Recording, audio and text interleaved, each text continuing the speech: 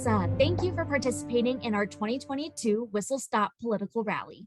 By purchasing a video interview, you have allowed our chamber to educate the citizens of Polk County about the upcoming election and the issues and candidates on the ballot. Thank you. Since your campaign has purchased this interview, the Florida Division of Elections does require you to disclose the fact that the following statement is correct. Yes, this advertisement is paid for and approved by the Lisa Miller Campaign for School Board District 7. Perfect. Awesome. Well, now let's get started. If you want to start out by telling me a little bit about yourself. So anything that you would like to share to let the voters get to know you as a person, why you're running for re-election for your school district seat. Yeah, go ahead. Okay, great. So I'm in my first term at the Polk County School Board. I was born and raised in Winter Haven, moved to North Lakeland about 25 years ago. I am a parent of 2 children. My background is in public relations and advertising. I went into teaching after my son was born with developmental disabilities, and it led me to advocating for students with disabilities and staff that support them. And that's kind of the role I had at the state level and the local level when I saw office the first time. And I'm excited to be back for my second term. Awesome. Now, speaking of this being your second term, potentially, what are you most proud of during your time as a school board member? You know, it's been a really unique term only because of the pandemic and everything that went along with that. But I think as a board, my most proud moment is the hiring of Superintendent Fred Hyde. I think we've done our background. We did an amazing search. We included the community. And I think we are on the way to bigger and better things here in Polk. Individually, I think being the voice for students and staff at the table that may represent students that aren't often heard from has been very important to me. And my real estate background has been very important when working with facilities because of our growth and what's happening here in Polk. That's awesome. Now, what do you believe are our school district's greatest strengths? Wow, our greatest strengths, I think, are our staff members, the people that come to work every day, dedicated to kids who've been here for a very long time. Some of them are support staff members, whether they're driving a bus or supporting students in a classroom. I think our biggest strength are the people dedicated to our students. That's awesome. And kind of on the flip side, what do you think are our school district's biggest weaknesses or challenges? You know, our biggest challenges are going to be growth.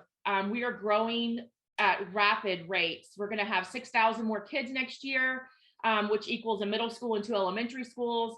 Our biggest challenges are going to be growth and keeping up with that and doing that responsibly with budgeting, as well as recruiting and retention of staff for that growth. I think those are going to be our biggest challenges. Perfect. Awesome. Now, what do you believe should be the school board's top 3 priorities coming this year? I think going back to growth, we are going to have to start planning and being innovative on how we grow schools and use of schools, making sure that we're working at capacity with buildings. I think retaining and teachers that we have and recruiting more is going to be what our biggest challenges, but our biggest opportunities for this year. Growing a culture where it's warm and inviting and teaching our leaders to create those cultures in schools so that we can work on that retention of staff. Awesome. Now, as a membership organization that strives to connect the businesses in the greater Winter Haven area, we've been hearing a lot from our members about how they're having trouble finding people to hire for all of the jobs in the industries that are coming available, especially out of this, post-COVID recovery. What role do you think that K through 12 education plays in preparing our future workforce? I mean, I think it's vital. And we see that with our academies and the growth. That's something else we're going to start working on. We've got to be able to expand our academies to get students in who may need supports. But we need to attract them into our academies and keep them there. So if they need reading supports, they're getting them in an academy that they love. And so when they leave, they're not just graduating with a diploma, but they're really prepared to be gainfully employed. And that's what will break the circle of poverty. That's what will move any area, any city or county forward, is getting people gainfully employed, independently living, And if not, gainfully employed when they leave, ready to go to post-secondary. So I think it is on us. That is why it takes a community. That is why Winter Haven is leading the charge in the PEP groups and the people that are involving the community in our education system, because I think together we're going to be able to see that growth with students as they exit.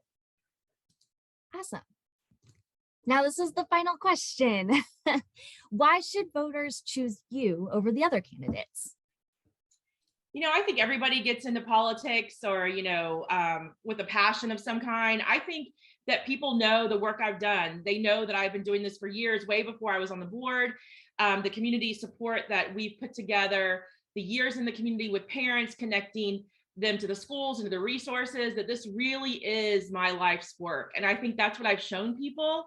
So it's not something I just got into recently. It's not, the wave of the interesting and what's new. It's really about being in the weeds. And I've done that for so long. I think the voters will know my passion, which is that word is thrown around easily, but really my life's work and dedication to kids. Awesome. Well, before we go, is there anything else that you'd like the voters to know about you or about your campaign or what your priorities are? Anything that we've missed in this discussion? I think the biggest news to get out is it's August 23rd and mail out ballots are on their way now. So reminding people the primaries are very important. We have people running with, not a lot of experience in education, not from this area. And I think it's important that we have stability for our superintendent and for our county to make sure that we're staying on the initiative with our new strategic plan. And I think that's something that I'm excited about, and we're really moving forward. And I want to be a part of that. Wonderful. Well, thank you so much for your time today, Lisa.